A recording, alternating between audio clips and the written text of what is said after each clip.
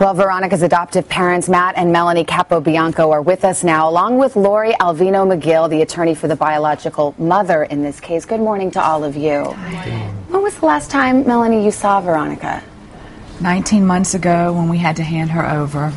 You had her for the first 2 years of her life, right, Matt? Yeah, 2.5. So it's a complicated legal backstory. We got into it a little bit, but the bottom line is you won in court. You won in the Supreme Court. There was supposed to be a handover of Veronica back to you. Matt, what happened?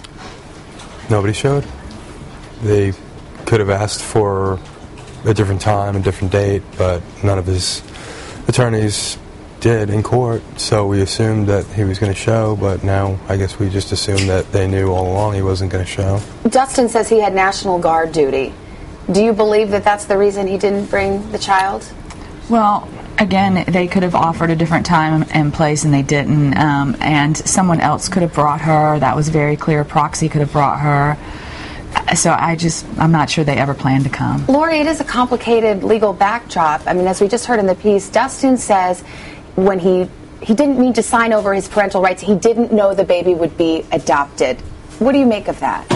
Well, I mean, the first thing I'd say is that, you know, this case has been fully litigated, and that has been, of course, part of the legal and factual inquiry all the way up to the Supreme Court and back. The fact of the matter is that he doesn't even contest the fact that he was fully prepared to and aware of the fact that he was giving up all parental rights. It's just that he expected Veronica's birth mother, Christy, to raise Veronica herself. You know, Veronica had been born for months and months and months by the time he learned of the adoption, and the reason for that is that he was out of their lives.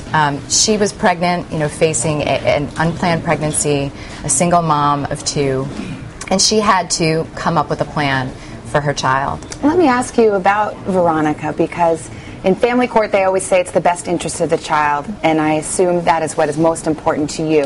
Do you worry about this transition? She was with you for 2 years. Now she's been with the biological father for 18 months. Do you worry about, if you get her back, how you will manage that? I mean, we obviously want it to go as smooth as possible. We don't want, you know, any trauma. You know, they gave us an hour and a half, where they gave her an hour and a half. We're giving her, you know, 5 days. You know, that was the plan anyway, to be gradual. But they cut off all communication. We never got to see her, talk to her. She didn't know what had happened to us, and we don't plan to do that with her. Well, it is a long, complicated story and a heart-wrenching one in a lot of ways. Thank you so much for being here and sharing your story. Thank you. Thank you. Thank you.